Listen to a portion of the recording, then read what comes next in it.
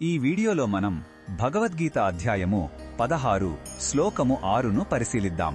ఈ అధ్యాయాన్ని దైవాసుర సంపద్విభాగ యోగం అని అంటారు. ఇందులో శ్రీకృష్ణుడు మానవులలో ఉండే 2 రకాల ప్రాథమిక స్వభావాలను వివరిస్తున్నాడు.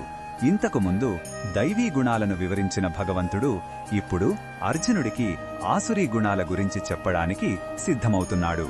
మొదటగా ఈ పవిత్ర శ్లోకాన్ని భక్తితో విందాం. ద్వౌ భూత సర్గౌ లోకేస్మిన్ దైవాసుర ఏవ చ దైవో విస్తరశః ప్రోక్త ఆసురం పార్థ మే శృణు. ఈ శ్లోకం అర్థమేమిటంటే, ఓ పృథాపుత్రుడైన అర్జున, ఈ లోకంలో సృష్టించబడిన ప్రాణులు 2 రకాలుగా ఉంటారు. ఒకరు దైవీ స్వభావం కలవారు, మరొకరు ఆసురీ స్వభావం కలవారు. దైవీ స్వభావం గురించి నేను ఇప్పటికే వివరంగా చెప్పాను. ఇప్పుడు నేను చెప్పబోయే ఆసురీ స్వభావం గురించి శ్రద్ధగా విను అని శ్రీకృష్ణుడు చెబుతున్నాడు. ఇది మనలో ఉండే 2 రకాల ప్రవృత్తుల గురించి భగవంతుడు చేస్తున్న ఒక స్పష్టమైన విశ్లేషణ.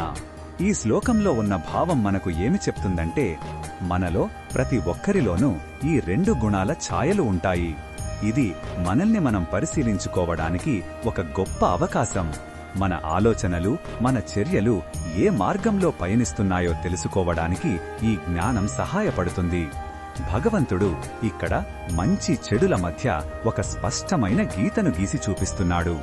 ఏ మార్గాన్ని ఎంచుకోవాలనే స్వేచ్ఛ మన చేతుల్లోనే ఉంది.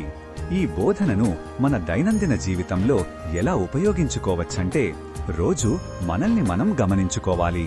మన ఆలోచనలు, మాటలు, పనులు ఎలా ఉన్నాయి? మనం ఇతరుల పట్ల దయ, కరుణ, సత్యంతో ప్రవర్తిస్తున్నామా లేదా? అహంకారం, కోపం, స్వార్థంతో ప్రవర్తిస్తున్నామా అని ప్రశ్నించుకోవాలి. ప్రతిరోజు మనలోని దైవీ గుణాలను పెంచుకోవడానికి ప్రయత్నిస్తూ ఆసురీ గుణాలను తగ్గించుకోవడమే అసలైన ఆధ్యాత్మిక సాధన.